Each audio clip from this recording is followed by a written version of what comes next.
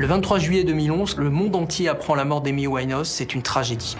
Ce qui est troublant, ce sont les déclarations de Alex Hines, qui est le bras droit d'Amy Winehouse, et qui dit « Amy savait qu'elle allait mourir à seulement 27 ans ».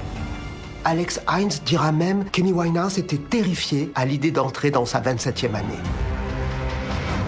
Très vite, la presse du monde entier établit un lien avec d'autres stars de la musique qui, elles aussi, sont mortes à 27 ans. En 2011, Amy Winehouse serait la toute dernière star à être victime de cette malédiction que l'on surnomme la malédiction du club des 27.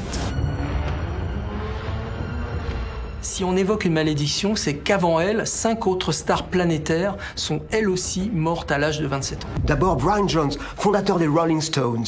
Ensuite, le guitariste mythique que fut Jimi Hendrix. Jim Morrison, le célèbre chanteur des Doors, tombe également à l'âge de 27 ans. Janis Joplin ou encore Kurt Cobain, le leader de Nirvana, n'atteindront jamais leur 28e année. Ces célébrités étaient tout au sommet de leur gloire, elles étaient jeunes, et le plus étrange, c'est que beaucoup d'entre elles, comme Amy Winehouse, savaient qu'elles allaient mourir à 27 ans. Le 2 octobre 1970, Janis Joplin décide de rédiger son testament. Mais qui rédige son testament à l'âge de 27 ans? Et chose très curieuse, même assez troublante, 2 jours après, elle meurt. Jimi Hendrix ne s'en cachait même pas, il disait à tous ses proches qu'il n'atteindrait jamais l'âge de 28 ans. Encore plus dingue, après la mort de Jimi Hendrix et de Janis Joplin, Jim Morrison va raconter à tout le monde qu'il est le 3e sur la liste. Et c'est ce qui s'est passé au mois de juillet 1971 à Paris. Quand Kurt Cobain meurt à son tour, sa mère, Wendy Cobain, va tenir des propos assez étranges dans la presse locale. Elle dira qu'elle a parlé très ouvertement de cette malédiction avec son fils. Elle lui aurait même dit « S'il te plaît, ne rejoins pas ce stupide club ». On raconte que toutes ces stars mortes à 27 ans doivent leur succès à des forces occultes. Aurait-elle signé un pacte avec le diable en échange de la gloire? En tout cas, c'est ce que certains pensent. Robert Johnson est un génie de la guitare. Selon les classements, on le met dans les 5 meilleurs guitaristes de tous les temps. Mais pour beaucoup, son immense talent, il le doit au diable. Une grande question tourne autour de Robert Johnson. On se demande comment ce guitariste, qui à l'origine était assez jugé médiocre, est devenu soudain un virtuose, un dieu de la guitare en très peu de temps. Soudain, Robert a su tout faire. La ligne de basse ou encore la rythmique comme personne avant lui, et cela tout en chantant. Pour moi, c'était quelqu'un qui revenait de l'espace. C'était juste incroyable. Pour expliquer son don inouï, Robert Johnson va expliquer qu'en fait, il a travaillé avec un autre guitariste qui s'appelle Ike Zimmerman.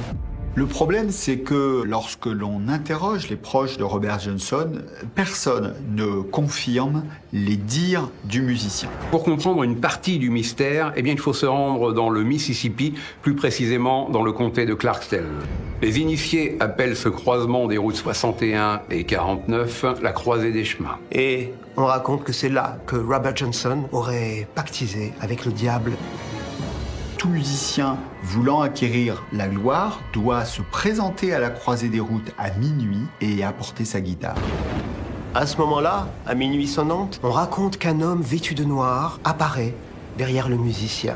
À ce moment-là, il faudrait lui tendre sa guitare sans jamais se retourner. L'homme en noir va alors accorder l'instrument, et si l'artiste décide de reprendre sa guitare, alors le pacte diabolique est scellé. Évidemment, pactiser avec le diable a un prix. Et là, le prix est clair. C'est cette 27e année. Cette entité diabolique reviendrait chercher votre âme l'année de vos 27 ans. D'après Honeyboy Edward, un ami, Robert Johnson lui aurait avoué s'être rendu au croisement des routes 61 et 49. J'ignore s'il a vendu son âme au diable.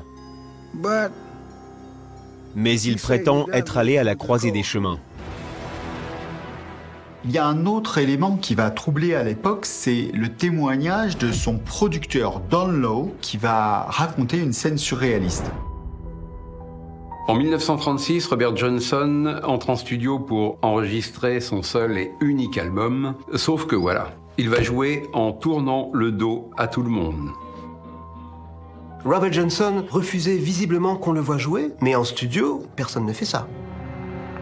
Certains disent qu'il s'agirait de timidité, mais d'autres avancent l'hypothèse que si l'on avait pu voir les doigts de Robert Johnson, eh bien on aurait constaté peut-être que cette guitare jouait toute seule.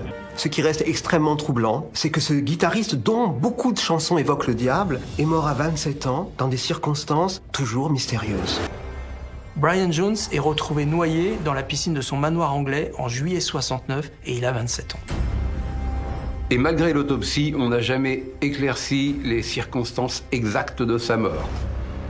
Coïncidence troublante, on découvre que Brian Jones est un inconditionnel de Robert Johnson. Lorsque meurent successivement ces trois géants du rock que sont Jimi Hendrix, Janis Joplin et Jim Morrison, il ne fait aucun doute qu'ils ont tous été victimes de la malédiction du Club des 27. Chose étrange, Keith Richards lui-même, le mythique guitariste des Rolling Stones, prétend aujourd'hui encore que sur l'unique album de Robert Johnson, ce musicien au talent inexpliqué, on entend jouer une deuxième guitare. Le son d'un guitariste invisible sur lequel plane toujours un véritable mystère.